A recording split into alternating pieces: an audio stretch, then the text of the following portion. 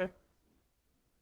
Okay, so our guest speaker today is Mario DeAngelis. Did I say it right? Pretty much. Okay. So he's a film producer at Front Gate Films. He created and produced over 70 films and directed over 40 films that can be found on IMDb, which is linked to on the Canvas course. And you're welcome to send us any other links that you want the students to see as well. There's about 30 students or so in the face-to-face class, and we've got 20 students Okay, great. online that will be watching this. The question that I sent you, I got a couple other questions from online students afterwards. So All right. if we have time at the end or anytime you want, I'll pull up those questions and ask you. Okay. He's got a lot of credits on IMDb. I just mentioned just his producing and directing credits. So you have to check it out. It's very impressive. I'm very honored that he would come and speak to our class. And he's also worked as an editor, writer, actor, and more. So yeah, let's go ahead and give a round of applause to Mario. Thank you. It's pretty up here. I've been to Logan before, but I forgot how pretty it is, and it's the nice little town. Do you guys all like? Most of you live here, I assume. It's probably best to live here, isn't it? So, like you said, my name's Mario. There's just a couple of corrections, and this is one of the only things I can be proud of. I have over 400 entries on IMDb, but some of those are not the things you said. Some of them are like production assistant and all kinds of things. My point to that is, if you really want to go further with this business of show, just get involved, do lower end things, be background. I still am background actor sometimes, and some people think that that's not work. It is work. It's just not the same. It is acting, but it's not the same as being the lead or the number one. So tell me real quick exactly what the name of this class is. Is it film? Basics of video production. Got it.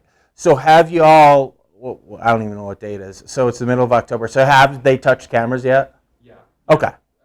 This is kind of like a high-level overview of like beginning to end. Right. It's not in depth in like any one particular thing. Sure. And in there's a charter school in Salt Lake City that I used to teach at, and I did basics. And teaching high school students is very different from teaching college students, though, because y'all are older and more mature. So that kind of thing is different. But I've taught this type of class.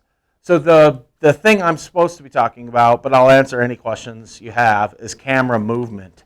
So who has any idea what that even means? Since you've touched cameras, I guess you've probably touched on it. So what does anyone know the basics of camera movement? Okay. Yes, sir. Yeah.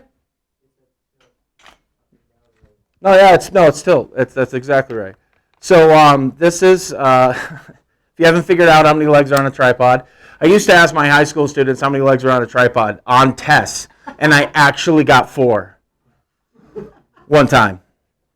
No, actually 3 students, I think, in my time of being a high school teacher. There were probably 3 people who have said 4 legs on a tripod. So just so you know, the word try means 3. So if you ever get stuck on a test, just go back to basics. Anyway, like he said, that's a tilt.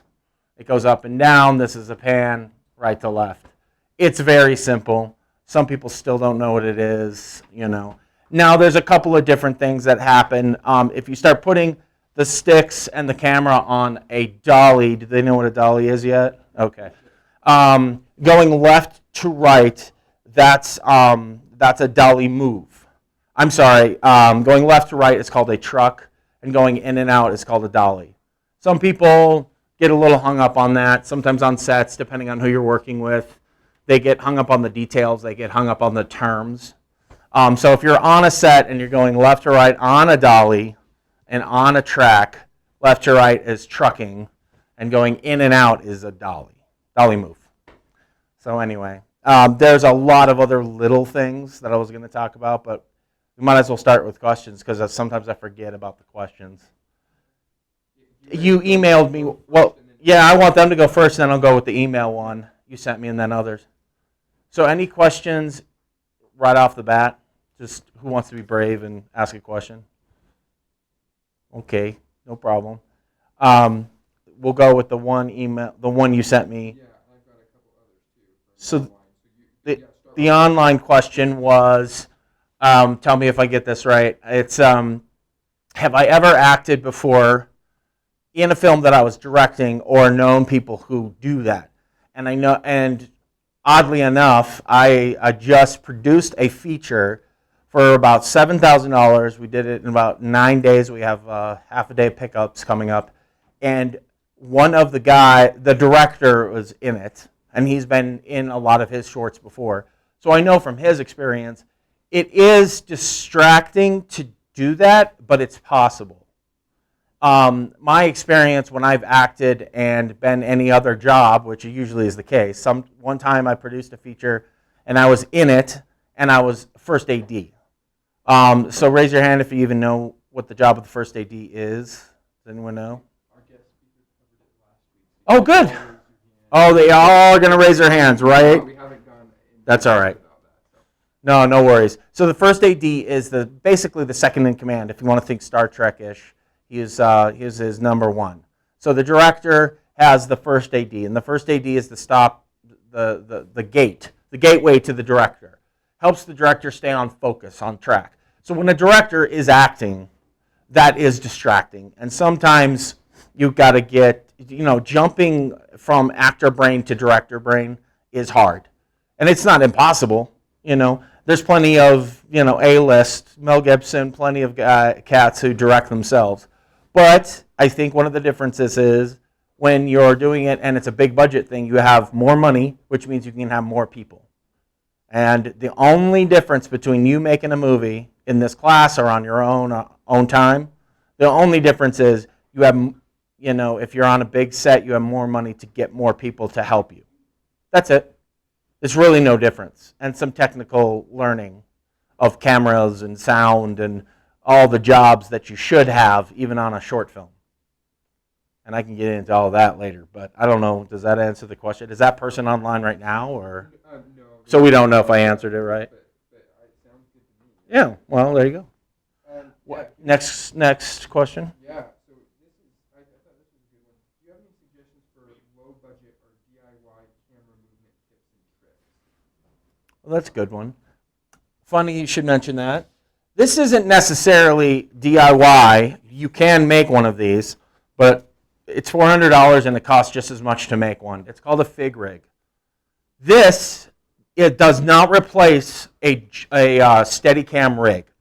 Steadicam rigs, which has everything to do with camera movement, are more popular these days because they are cheaper, but they're still very expensive. There's $20,000 Steadicam rigs, and there's $500 Steadicam rigs. This is called a fig rig. You put the camera right here, and you can't run with this. That's the difference. The biggest difference between this and a Steadicam rig, you can't run with this. You can walk. You can do little movements. You can push it. You can basically human dolly in and human dolly back. And I've done it many, many, many times. I use this all the time. To stabilize the camera, but you don't have time to put on a Steadicam rig, and you don't have 20 grand or 60 grand to go buy one. So this is my go-to, and it's called the fig rig, just like you're eating a fig and a rig. So fig rig, they're online. They're $400. They're probably less on Amazon. That's one of my answers. It's not necessarily DIY. Now, if you really want to get down to it, the cheapest thing you can do is put this strap around your neck, and it stabilizes it. I do interviews for a show that you can go online right now and see. It's called The Book Break on Facebook and YouTube. And we're in our second season. I do everything myself. It's okay. It's this host, and she's interviewing book authors for 7 minutes. And somehow now we're into our second season, and I have over 30 episodes, and I basically am handheld the whole time or using this. So handheld is officially on the list of camera movements. So handheld, though, you're going to get a lot of people tell you, oh, that's amateur. That's you should never handhold the camera. Well, I'm sorry, that's just the way it is sometimes. And yeah, no, sometimes that screams amateur, but I've been on professional shows with professional directors of photography and cinematographers and camera operators, and they won't, turn their nose up to going handheld. With that said, it ups your production value to be on a dolly, and it ups your production value to at least throw the camera on sticks. So in the industry, this isn't a tripod, these are sticks. So everything in the film industry has another name. A bag with sand in it isn't a bag with sand in it. It's a sandbag or beach. And a pad that furniture people use is called a ferny pad. So, everything has different names. Clothespin isn't clothespin. It's a C-47. I don't know what to say. Everything on set has a stupid little name. But was that good enough? Sure. Yeah, unless there's a question in the room. Oh, there is. Sir. Why are you wearing a Guardians of the Galaxy hat? Oh, because it's awesome. Because Guardians of the Galaxy is awesome. Yeah. That's about as legitimate a reason. I love those types of movies. I have something to say about that actually after this question. What's your thoughts on Guardians of the Galaxy 1 versus 2? Oh my gosh! Now that we could just do that all day. So I love the first picture. The second one is great. But it could be considered inferior to the first one because unlike a lot of origin story films, that one was really strong because you had 5 people you had to introduce and you get this team together. And so it seemed like, to me, it was a stronger picture structure-wise and script-wise. But the second one was really good. What I was going to say that is a current event is that the superhero movies have been recently spoken down to by 2 film legends, Martin Scorsese and, oh my gosh, I'm blanking on who else said something about. They said something negative about all these comic book movies and superhero movies. We're living in a time where those movies are very popular. I grew up, I don't know how old you all are, but I grew up with not too many superhero comic book movies, and they were the ones that were out, other than Batman from 1989, were bad, and they were all just pretty bad. And then everything started to change in the 2000s. So, anyways, Martin Scorsese recently said that those movies are not cinema. Now, what does that mean if, somebody says that it's not cinema? Oh, okay. What his point is that they're not real movies. And that's just disrespectful to the 600 people who worked on Guardians of the Galaxy or Avengers Endgame. They worked just as hard on those pictures as all the cast and crew of Rain Man, which is cinema. Or Martin Scorsese's, one of his first films, Taxi Driver. A lot of people talked down about Taxi Driver when it came out.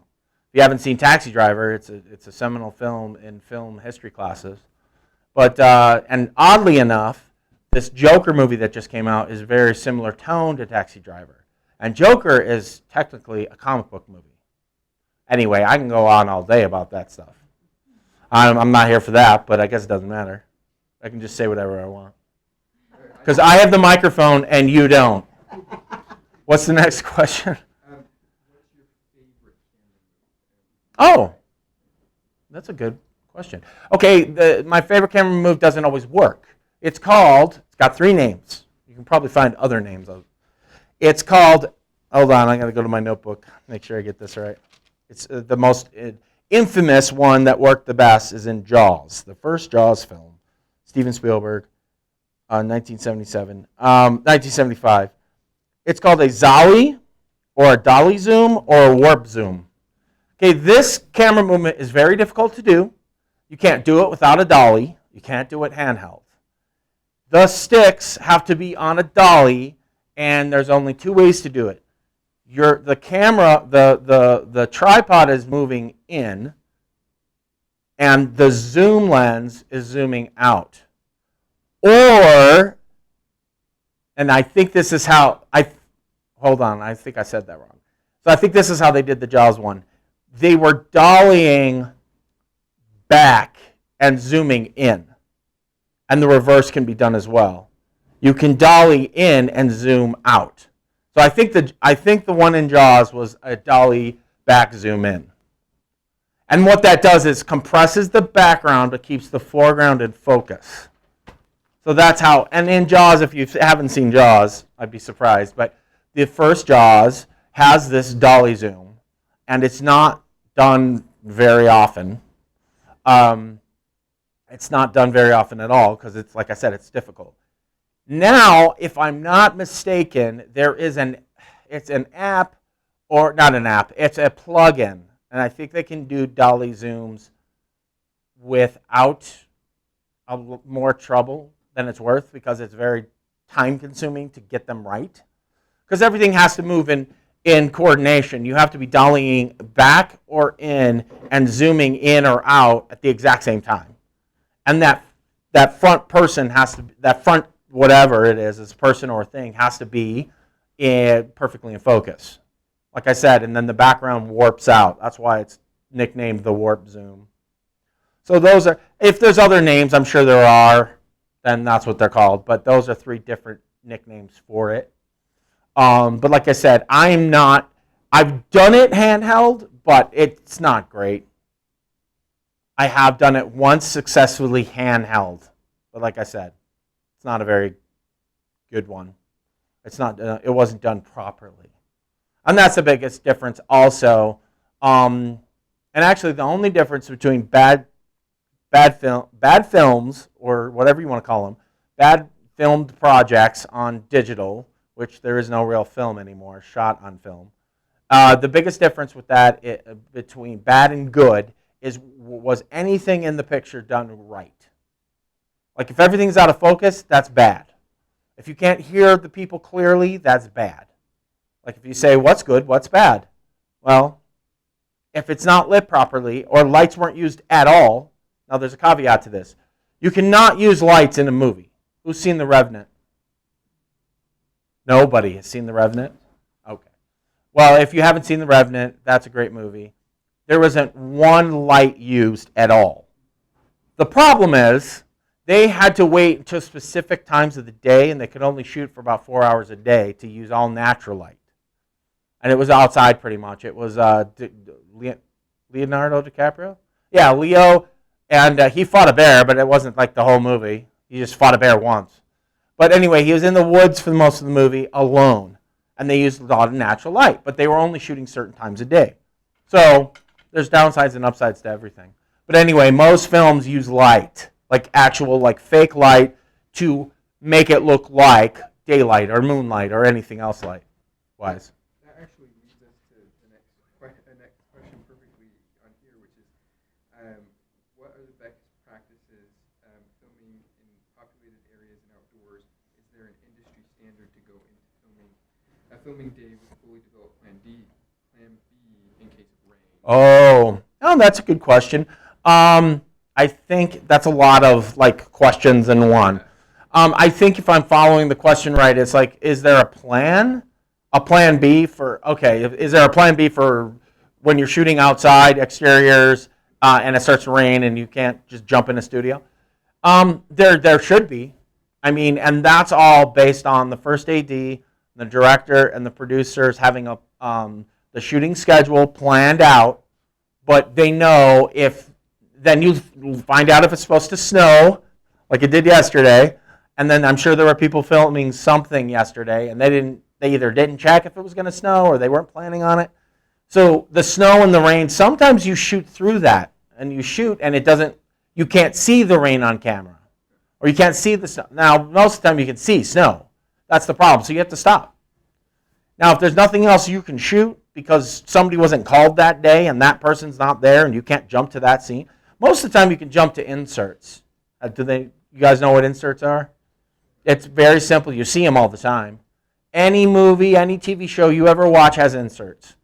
Like if I'm standing here and I'm being filmed and I look at the clock and someone is like, oh, we need a shot of that clock. Well, the camera has to come over here and get the shot of the clock from my point of view. It's called a POV shot. Now, this is camera movement questions. This isn't really camera framing questions. I think you had somebody else do that, right? Medium shot close-ups, Whoa. Sorry, I was just trying to wake everyone up. There's all types of shots, and I guess you've covered them, or you will. Well, we talked a little bit about training content. I think that we covered the basics. Okay. But I think there was. Sorry to interrupt Yeah, you, go Matthew. I think there was. Was there a question in the back? Oh. So it's the exact same lights. You put a bunch of gels in front that are nighttime blue gels. Now it's a little tricky because there's daylight gel you can put in front so that you can at nighttime.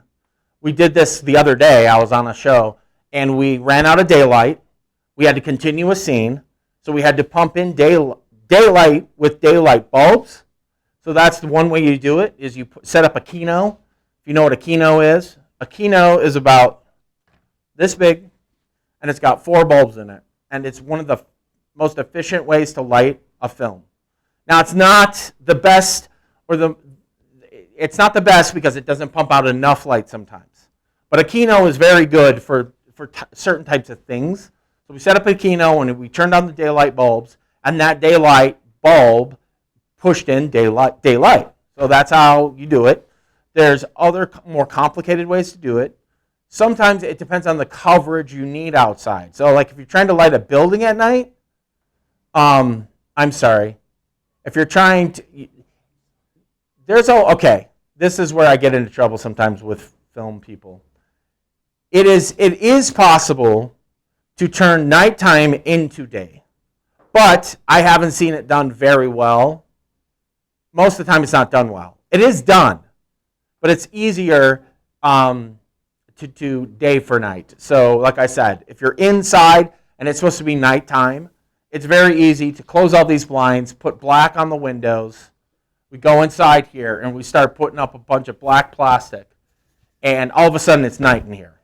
That's easy-ish. It takes time. Everything takes time. So usually though, if it's at nighttime and you need daylight, you got to use some type of light, and that's what you have to do. But if they were trying to film The Revenant at night and they were trying to make it look like day, it's not impossible, but it takes a lot of lights, it takes a lot of people. So that's my answer on that. Good question. What's the next online question? Oh, okay.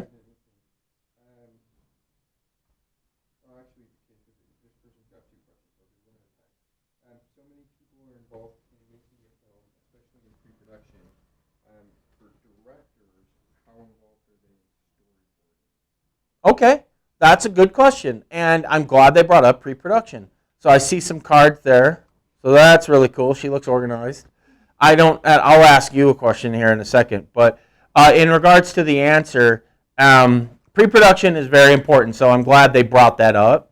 Pre-production is vital for something to go well or not well. To answer the question, it depends on the director how involved they are in pre-production. With storyboards specifically is the question. Sometimes that's farmed out, and they can't do it without a shot list, and that goes back to the director and the DP. They have to be meeting in pre-production to create the shot list. Usually, a storyboard can't be done without a shot list. And you guys know what a shot list is. Good. So some people I work with don't use shot lists. They have figured out what shots they want, and they discuss it with the director. It's all verbal, and that's not bad. It's better than nothing. One time I was first AD on a feature. The director, or the DP, the cinematographer, refused to do a shot list. After day 3, I just stopped asking for it. He did, however, have discussions with the director, and they were the only two with the information. What's the problem with 2 people, no matter who it is on a set, they're the only 2 with that information? What's the problem with that? It's no communication, or it's very difficult to get that information. Every department head needs the information from the shot list, pretty much. Almost every department needs that. So if you don't have a shot list, you're kind of shooting yourself in the foot already.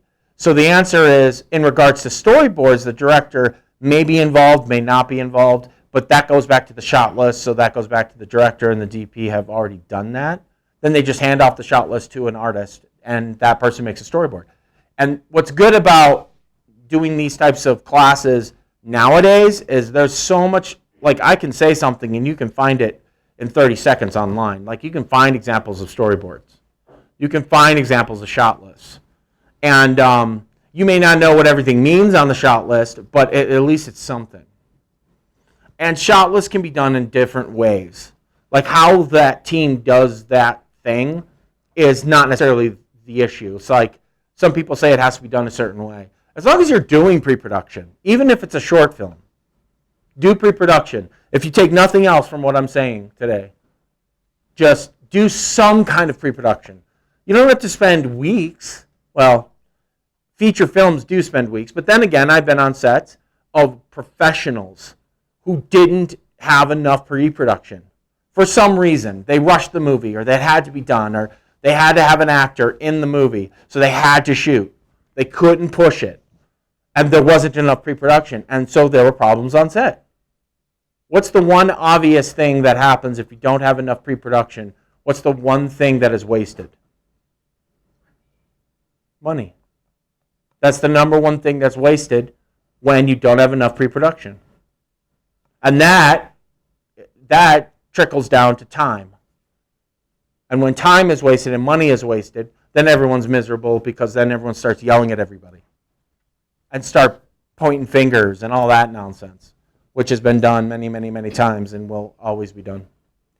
Did that answer? Was there a second part? Yeah, Two-part question? A second question from this person. Okay. And I think this is our last of the.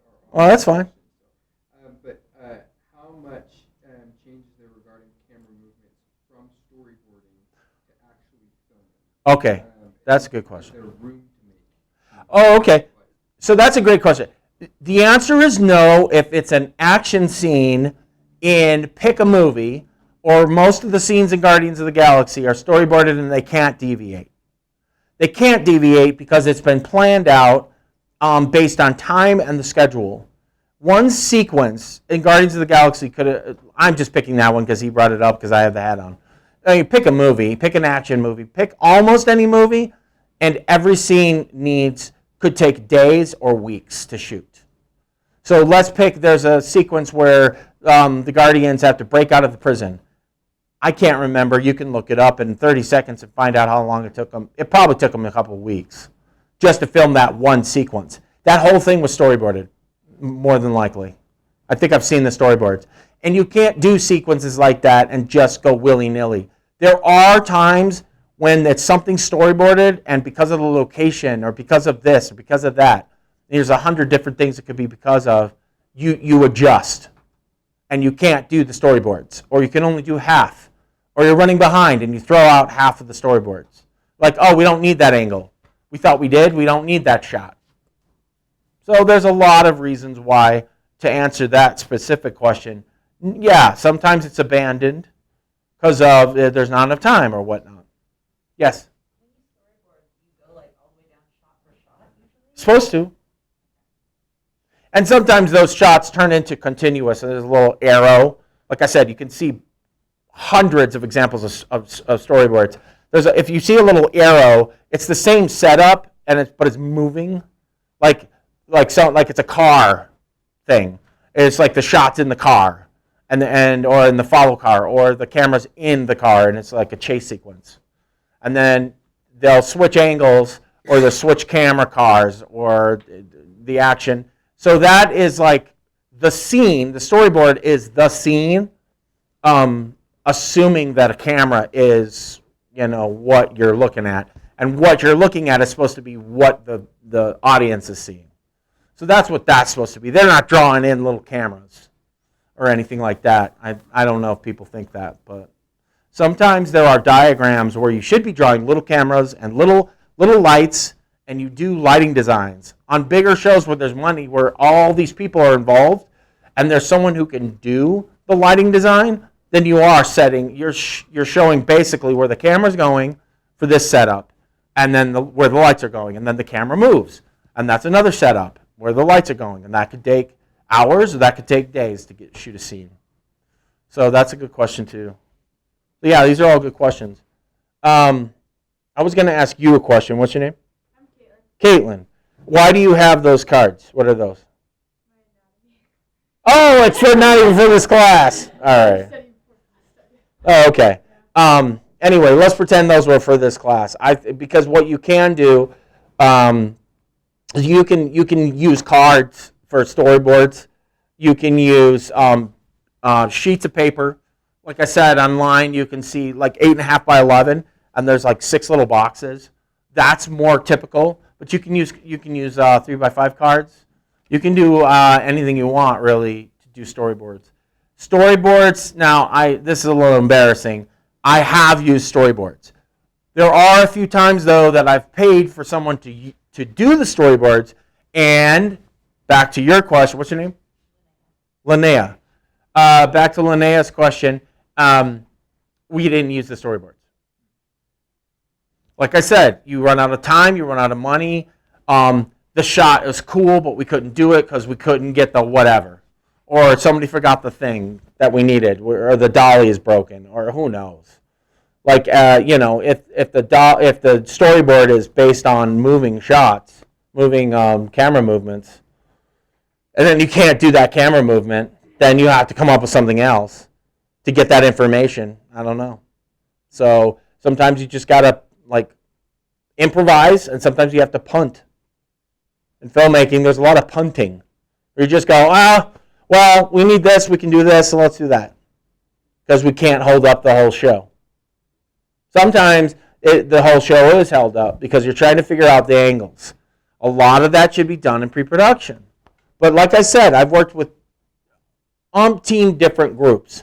And all these groups are made of professionals. And all these groups have done these things before. But there's still, to this day, I walk onto a set or I'm just there as a production assistant, and I'm watching these people figure this stuff out on set.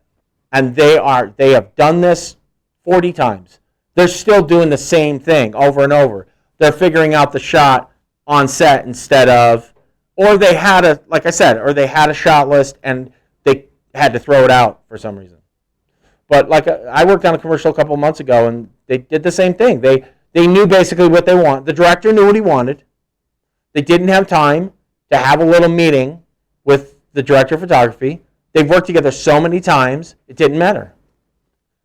What I'm not saying is it's good to go, just go for it. It's not good to do that, but sometimes it does work depending on the situation. And I have one more thing to say. That's a lie. I have plenty of things to say. But if you take nothing else from this conversation, it's don't go into any project thinking it's going to be like the other one. That's the main thing I wanted to say. Because I get frustrated with friends of mine who think one thing needs to be exactly the same way that it was on a show called like Yellowstone. There's a show called Yellowstone. It's on ABC. It's in season 3, and it's filmed here in Utah. So I have friends who work on those shows. They come to my show, and it's not the same thing. It doesn't have the same amount of budget. It doesn't have $7 million per episode or whatever the hell it costs. The Yellowstone episodes, they're very expensive, and they think it's all the same, but it's not. No project is going to be the same. So that's the main thing I wanted to say on that.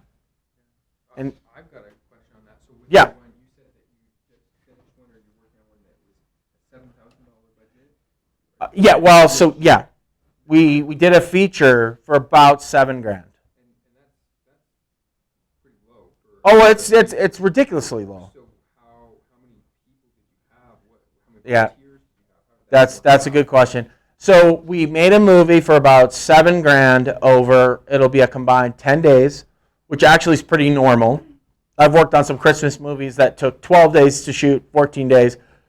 The biggest, and the difference again is the same difference. It's the same difference. The difference between the Christmas movie that took 14 days and our movie that took 10 days is that we had 40 people on the Christmas movie and we had 6 on my movie. And I didn't direct it, I didn't write it, but I was producing it, and I was first AD, and I did sound one day, and I did camera another day. So it's like, that's how those things work. Everyone has multiple jobs they're doing. So that's how we were able to do it. And here's the other secret, If you want to do a feature and you're like, screw it, I'm done waiting, I want to do a feature, write very few characters, under 6, and put a lot of scenes in one room. This movie we shot for under $7,000 and like 6 to 8 people every day. Most of the movie was in an office. So that's why we were able to get away with it. 60 pages of the 85 were in an office, which is a big difference, with 2 people, which is a huge difference. The trailer's online, actually. And the trailer looks pretty good. We think the movie's going to look good. Do we think it's going to start our careers and get us into Sundance? No, I don't think that. But, it's not my first feature, but we want to put out more features on an independent level and get them out. Now, the other upside to making movies at this time in history is that there's more outlets. And there isn't just Netflix. There's more outlets. So you can feasibly, everybody in this room could decide to make a feature and use everybody in this room to make a feature, and you could do it for under $7,000 if you really put your heads to it and you really wanted it. So that's all I have to say about that. Just kidding. What else? Did you have any? I could if I can find it, but that'll take time. It's up to you. Yeah, we could show it. I think that'll be fine. Let me check. What's my time check? I want to see if anyone else has any more questions. I feel like I'm talking too much. What time is it? 2:30. Okay. Any other questions while he's finding it? Yes. Oh, that's a good question. I want to clarify the question, though. How hard is it to do the job, or how hard is it to find the work? Yeah, that's good. So it's not a hard job to do once you're there. It is probably harder to find the jobs, and the reasons are there are more resources these days. You can find PA jobs. That's what it's called, production assistant. You can find them online. I can suggest a bunch of different Facebook pages where they are asking for PAs all the time. The problem is, it's like, remember when you were trying to get credit, like a credit card, and they're like, you don't have good credit, so we're not going to give you a credit card. Well, being a PA is similar. Sometimes you may not get the gig because you don't have enough experience as a PA, and they want really experienced PAs. Well, how do you get experience if you're not allowed on set as a PA? It's the same thing as the credit problem. So you have to somehow figure out and start forming relationships with people.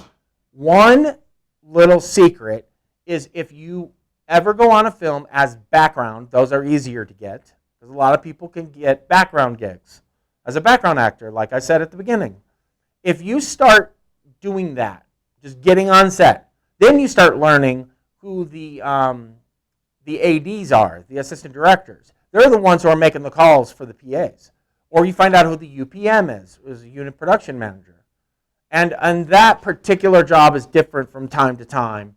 If you want to go, let's see, it's not on my actual Facebook. Try and search YouTube for the Parker Sessions. That may come up.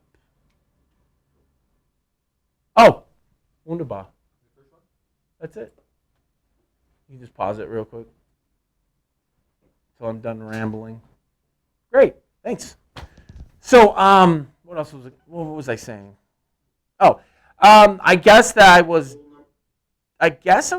done with that. That's so like I said, so once you get the gig, if you get the gig, and you find out, can you rewind? Number 1. I wanted to finish my thought. Let me see if I got it coherent. Yes. So if you do background, then you start learning who the people are who are hiring the PAs, and you ask a very simple question. And you find out who the ADs are, and they're probably the ones who are controlling the background, or that's another PA. And you ask and you say, who can I talk to about being day playing? It's called day playing as a PA. That's how you ask it. They're going to tell you one or two things. They're going to say, we are good on PAs, or sure, go talk to the UPM, or go talk to the second AD or second AD. And then you can go from there. So if you get on set, it's not hard. But my secret sauce to being a PA is just paying attention to what's going on. Don't sit down. Things like this. Don't be on your phone unless it's a time when you can be on your phone. Just pay attention. And act like you want to be there as a PA, and then maybe you get bumped up. Quick story. I met a friend of mine who wasn't a friend at the time 6 months ago. I started giving her gigs or telling her about jobs or hiring her as a PA. And then she got on some job, some Christmas movie 2 months ago as a second AD. Now, what is that job, you may ask? There's specific things, and I won't bore you with what the second does, but it basically goes up the chain. PA, second AD, first AD. That's how that department works. So my point is, she started out as a PA 6 months ago, has been getting gigs now as a second AD. Eventually, she'll get a job as a second AD and a first AD if she wants to continue in the business, which it's not easy. So some days being a PA sucks and isn't easy, or it's a 16-hour day, or you're there longer than most people, or you have to start an hour and a half early. So it is hard hours-wise. And does everyone know the typical amount you're going to be on set just as a regular crew member, not just even a PA? It's 12 hours. That's industry standard. I just saw an article about something about that. I don't think it's ever going to change, but it's never changed in like 90 years of the film industry growing. It's always been 12 hours. Sometime in some parts of Europe, or if you work for Steven Soderbergh, it's 10 hours. Robert Redford, supposedly, I think he's done making movies, but Robert Redford's sets were 8 to 10 hour days because he didn't want to be on set for 12 hours. So that's good and bad. It's a longer shoot, more money, but it's, less than 12 hours is the goal. This 12-hour, 14-hour business, it's not the way it should be, but that's what happens. PAs end up doing 16 sometimes, and no, you can't complain about it, or you just quit. So that's hard. That part's hard. But the job itself is not that hard. Some people make it harder than it needs to be. Okay. Want to fire this up? So anyway, this is the trailer to the feature that I was just talking about. Rule number 1. In these sessions, I will be frank with you. I expect you to be completely honest with me. I want you to look at these sessions as a safe place. At the same time, I'm going to ask some difficult questions. The night terrors. How do they make you feel? Evil. Something that doesn't exist, but it's just as real as you and me. It's not a person, or a monster, or a ghost. It's a shadow. All black, watching me from a distance. Everything from its footsteps pacing around outside my house, to the sound of it trying to break your window.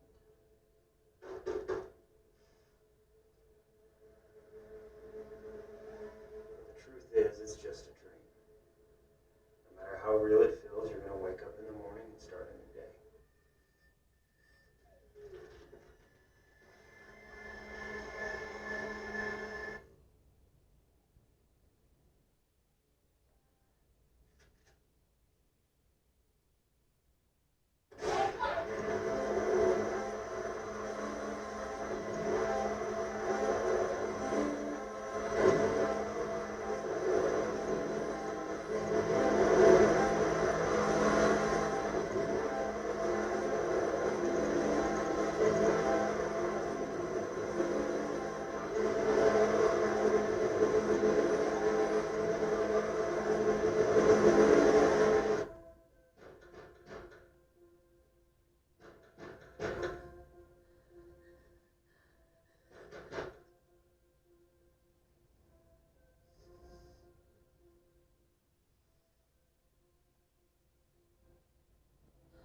Okay.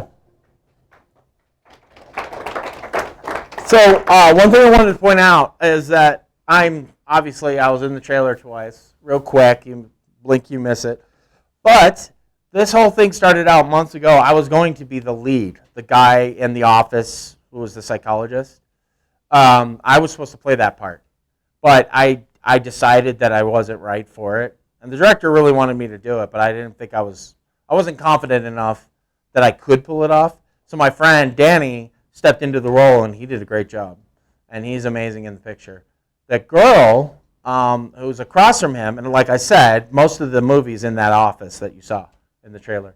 That girl who is obviously the lead, she plays the Parker.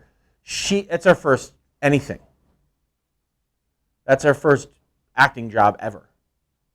So these things, and she did a great job too. So we were all a little nervous since it was her first acting. She's done a lot of modeling and cosplay. She's a big cosplayer. But she did great in the picture. But the problem with this movie is that we're going to have to put a disclaimer on it as we go on, because it's pretty much a nightmare the whole time. And so it could trigger some people's whatever from their past. So we're going to be putting a warning on there because it touches on a lot of things. I'm not going to go into some of the stuff. But it's going to be really R, and there was no way to get around that. And none of the people who were involved in the picture had a problem with the R rating that it might get. By the way, if you ever do a movie, make sure it's unrated, or you're going to be paying thousands of dollars to get the film rated by the MPAA. The problem there is if you don't get your film rated, some theaters won't show it. And our goal with this picture is to go in theaters and film festivals. We don't want to just throw it up on Amazon and be done with it. That's not what we want to do with this. We want it to, like I said, is it going to start people's careers? Probably not, but it's a stepping stone. Everything's a stepping stone. I've done things that have gotten me to where I am, and then I've lost opportunities in the past that would have gotten me to where I wanted to be sooner.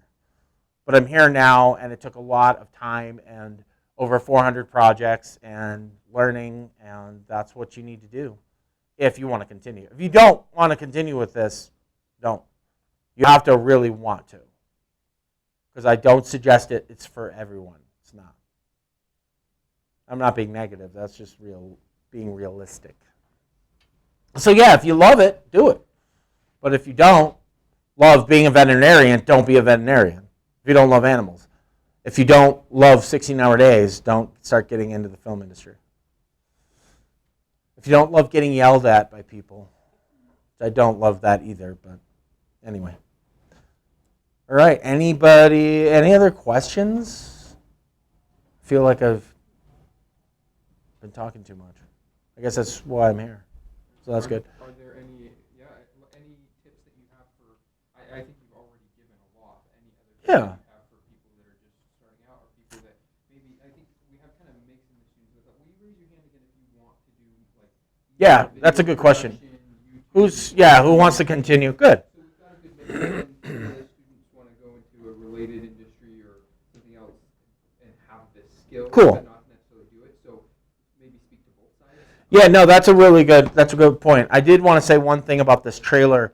A lot of the trailer you probably noticed, based on this conversation or based on other things, you probably already figured out. Most of this picture was shot on a tripod. But there were moments when we went off a tripod, we went off sticks, and we were doing handheld, fig rig, we were doing all kinds of stuff.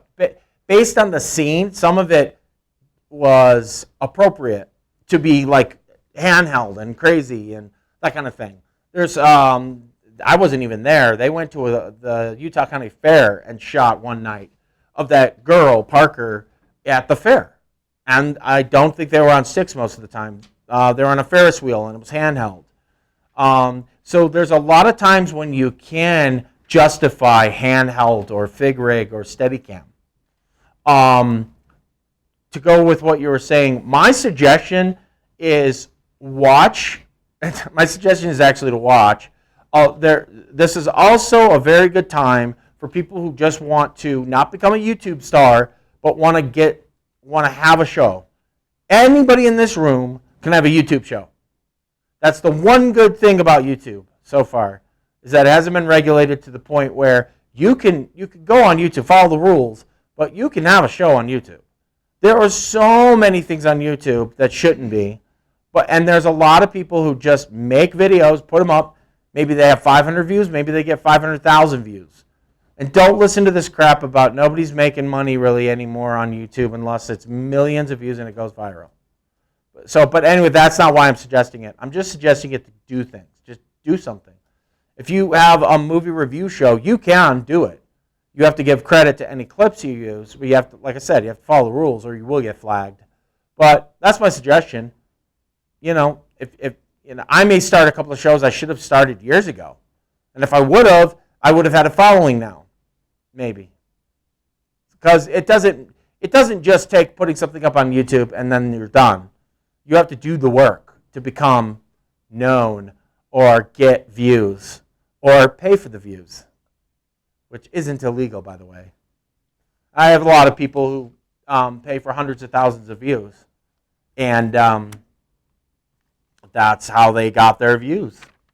Then that 100,000, like let's say you pay for 100,000 views on YouTube of anything, that could equate to 500, because once it's 100,000, then it can be just exponential. So the math on that is once you start paying for views, then you get to higher numbers, and then you'll get more views naturally. So that's my advice. Go shoot something. Anything. And if it's not good, that's okay. There's plenty of shorts I won't show to anybody. So you'll never see them. They'll never be on YouTube. They're not even good enough for YouTube because we screwed up, or I didn't do things right, or I didn't have enough pre-production. So that's what I'll leave you with, pre-production, pre-production, pre-production. Even if you're doing a 2-minute short film. Anything else? Cool. Hey, awesome. That's it, I guess. Thank you. All right. Is class done? Should I leave? No, so we're going to have a break next, and so if anybody, if Oh, you're cool. okay staying for a little bit, if anybody wants to Sure. ask Mario some questions, you're welcome to, but we'll have a break, and then we'll come back at 3 for the rest of class. So, Cool.